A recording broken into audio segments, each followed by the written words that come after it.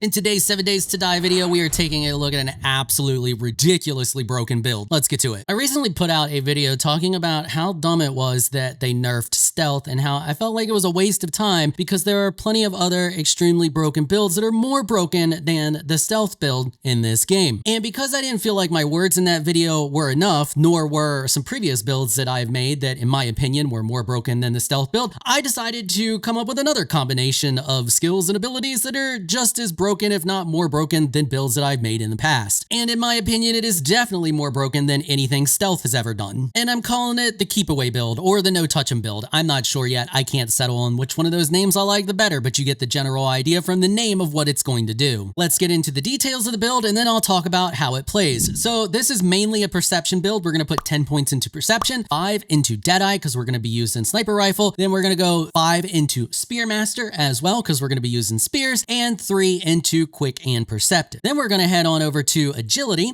and we are going to put 8 points into agility. We're going to put 3 into run and gun, 4 into medium armor, and 4 into parkour. That's it. 49 points is all you need to spend for this build to be absolutely ridiculous. Now, of course, you can go crazy with this and put all kinds of points into whatever else you want to put them into to customize this build even more to your liking. This is the base of what you need, the core of the build. From there, I'll let you experiment on your own. There's a lot of different ways you can take this build from this point. Let's talk about the perk books that you want. The perk books that you want are the ones that you are going to get because we are putting points into things that are going to increase your chances to find these books. So every time you put points into sniper rifles, you're going to increase your chances to find the sniper perk books, and you're going to want to max those out. You're going to want all 7 of them. And then of course you are also going to want all of the spear hunter books as well to max out the amount of damage that we can crank out with our spear. Last but not least, we want Urban Combat Volume 6. Now this one isn't a have to, but it is a really nice addition to the overall build. So once you have completed the build, if you still haven't managed to get this book, I advise putting some points into hidden strikes. This is going to increase your chance to find the Urban Combat books, but don't do it until you've completed the rest of the build. Then once you've gotten it, later on you can respec and spec out of those points and put those points into something else. For the armor, we're going a full set of commando armor. So on the head slot, you want to put in the customized fittings, the precision mod, which is going to save you some points that you would need to spend, pockets in everything, and then banded armor in everything. For the chest piece, once again, custom fittings, pockets, banded armor, and the bandolier mod. This is going to allow us to reload even faster. We already reload like we're the freaking Flash, but this is just going to make that even better. Gloves, same thing, custom fittings, pockets, banded armor mod. For the boots, of course, you want the same 3 mods that we've been putting on everything, pockets, banded, fittings, but you also want the impact brace mod on those as well. It's going to allow us to fall further without taking any damage. Wearing all the pieces of this armor is going to get us 20% stun resistance from the helmet, 20% increased natural crit healing, so your broken arms and other nonsense is going to heal faster, 50% increased range damage, which is absolutely insane, and 20% increased run speed, which is also kind of insane. And then recovery items will work 50% faster. So you'll heal 50% faster, you'll recover from injuries 50% faster when you use like a cast, stuff like that. Now, to be honest with you, the main things that we're after here are the stun resistance, the increased range damage from the gloves, which those are best in slot, and the run speed from the boots. You can swap out the chest piece if you don't care about the full bonus or the natural crit healing over time. You're not going to get hit very often, so you're not going to get status effects on you very often, but there are occasions where you will. The only problem is in medium armor, and you need all medium armor, otherwise you won't get your entire speed bonus that you get, which we'll talk about here in a minute. The other chest options just aren't that great, other than maybe the scavenger for the 10 carry capacity. But other than that, stealth isn't going to do you good from the assassin. You could go ranger for 20 additional hit points. Yeah, the options just aren't that great. I suggest just wearing the full set to get that recovery bonus as well. It's just handy to have just in case. For your spear, of course, you want the steel spear. We're going to put the rad remover on there, the ergonomic grip, the serrated blade mod, as well as the diamond tip blade mod. This is going to drastically reduce the amount of stamina we use. Stamina is never going to really be an issue to begin with because when you kill something, you're going to refill your stamina, but this is going to just help manage stamina even more. It will never be an issue for you. The 2 blade mods are going to help increase our chances to apply bleed to stuff and reduce the durability cost, and of course rad remover to help us deal with the radiated zombies. Although we do so much damage that irradiateds won't really often be a problem even without that mod. For our gun, of course, we're using the sniper rifle. You only want the 2x scope mod on there. Anything else is going to not fit the build well. It is a sniper-ish build, but we're more mid-range, and you're using this to snipe things at a medium range, not like massive distance. So 2x scope is all you really need. And because we're only going to be firing when we are scoped, we also want the biped mod on there, as well as the barrel extender, and then the magazine extender mod. And our range damage is absolutely insane, base damage being 164.6. That's not even including any of the other bonuses that we get on top of that. Now, the fun thing about this gives us, of course, 76.82 armor, which is really nice. But if you look at our mobility at default is actually over 100%. We're at 107% mobility. That's without drinking any type of energy drinks or anything like that. It's absolutely nuts. We can outrun and outpace anything in the game. Even more so considering the fact that our spear applies a cripple debuff to anything we hit with it that lasts for 5 minutes and slows them down by 30%. So runners are not a problem. You tap them once with the spear, they're never going to catch you. And that is part of what makes this build so incredibly strong. Nothing can catch you unless you're in an area where you can't get away or you can't get up on something or put distance between you and the zombies, which isn't very likely going to ever really be the case if you pay attention to where you're at, your surroundings, and the POI that you're in, and know your path back out. You get a herd of zombies chasing after you, no big deal. Run back out the door of the POI, let them funnel out, and just take care of them in the street. Even inside a POI, there's a lot of different situations where you can do things like post up on stairs, and as they try to come up the stairs, you have such massive range with the spear, you can nail them with the spear before they ever get a chance to get close to you. If they start to pile up, that's not a problem either. You just backpedal a little bit and continue to tap them with the spear. You're never going to run out of stamina because every time you kill a zombie, you're going to regen your entire stamina bar, so you can just sit there and heavy attack to your heart's content. In a lot of different situations, you're going to be bouncing back and forth between your gun and your spear. You tap a few things that are running at you, you put some distance between you and them, and then you just shoot them in the head or the legs or the body. Honestly, wherever you want, it doesn't really matter. And the other really cool thing is as you start to kill things, you stack damage on both of these weapons, depending on which one you're using. Spear Hunter 7 states that hits scored in quick succession do more damage. This is a buff that stacks 10% 3 times. So once you have it maxed out, you're doing 30% additional damage. If the target is down on the ground and you hit it with a power attack, you do an additional 50 damage. That means if you've got the full 30% increased damage from the quick strikes and they're down on the ground and you do the additional 50, that's 80% additional damage. So not only can we cripple with our spear, we can also cripple pretty much anything with a leg shot from our sniper rifle due to Sniper Volume 2. Sniper Volume 1 gives us an additional 10% increased damage when we're scoped. That stacks on top of all the other damage that we're getting from the mods that increase our damage when we're scoped. Or you can just land a headshot, which is going to increase the chance of stunning the target as well as dismembering it. And you're like, but how strong is this build really? Well, if you're in an open area, you're absolutely unstoppable. Inside a POI, it's a little bit more finicky. You want to always try to keep your distance and you need to pay attention to your positioning and what is around you. You want to make sure you always have room to backpedal to keep zombies at a distance from you because you're not really designed to take a beating. You're designed to play keep away and kite forever. It's not really difficult to do. It takes a little bit of getting used to. I screwed up a little bit a couple of times here in some of the demonstrations that you've been seeing on the screen, but with a small amount of practice, it is very doable. And as you see, I'm having very little issues clearing this tier 7 POI in the clips that you've been seeing. And if that's not enough proof for you on how strong this build is, how about you don't even need a horde base on Horde Night? Here we are on day 700, and I'm just doing a horde out in the open street. Now, if you're going to do this, there's a small caveat. It's probably doable without it, but I highly suggest drinking a couple of Mega Crushes before Horde Night starts. This just turns you into the Flash. Nothing can touch you at this point because you are so incredibly fast. But then it just becomes a situation of spear your runners, put some distance between you and them, and pop them with the gun. Or just kite them forever and spear them forever if you don't want to waste the ammo. But I like the little bit of back and forth between doing some melee and some shooting and going back and forth. As you see, the large dogs, little dogs, any of the different zombies, none of it was a problem to do even this far into the game at day 700. The worst thing that happened to me doing this was I mismanaged where I was at with my positioning and I got nailed by cop spit a couple of times, but that's not really that big of a deal. This is something that the stealth build would never be able to do. A stealth build would not survive trying designed to do a Horde night out in the open. And this build is so strong that I don't even care how many zombies you have your Horde night set to. You could set it to the max. It's not going to be a problem for you. Once you figure out how the build works and you get used to playing it and you just get used to playing that game of keep away where you're jumping on top of stuff, shooting some zombies, moving, and then constantly just staying in motion, it won't matter how many zombies you have because the Horde will never be able to reach you. Your spear has penetration, so if you line them up, you're going to put that cripple debuff on multiple zombies at one time. You could easily cripple an entire group of zombies and then just kite them for days. Now, one thing I do want to point out too is that when you kill zombies, you have chance for zombies to show up and spawn behind you. So getting the rhythm of a Horde night takes a little bit of practice. You want to kill a few and then you need to ensure that you're looking behind you and around you and repositioning. Like I said, you always want to make sure that you're on the move, but it is very doable and I guarantee you it doesn't matter how many zombies you have spawning, it's not going to be a problem for this build. While this build isn't as tanky as the God build that I made in the past, and I'll link that down below if you haven't seen it and want to check it out, I would say it's about 10 times stronger just due to the fact that zombies never really get to touch you, so it doesn't really matter, and you do an insane amount of damage with this build. But let me know what you all think about this build down there in the comment section. Do you think this is more powerful than the stealth build? Do you think it was a waste of time for them to nerf stealth when builds like this exist? I'm eager to hear your all's thoughts. All right, and that is going to wrap it up for this one. If you found this video helpful or informational in any way, please consider hitting the subscribe button and notification bell so you can be notified when I upload other videos. And if you're looking for some more of my content, you can find a link to another one of my 7 Days to Die videos on the screen right now. I want to give an absolute massive shout out and thank you to all of my channel supporters for helping to keep these videos sponsor free. You all are absolutely amazing people. If you would like to become an official channel supporter, check out the links in the description below. If you enjoyed this video, please leave a comment down below. Let me know what you thought. If you're shy, you don't like to comment, just hit that thumbs up button and share your support. Until next time, thanks for watching.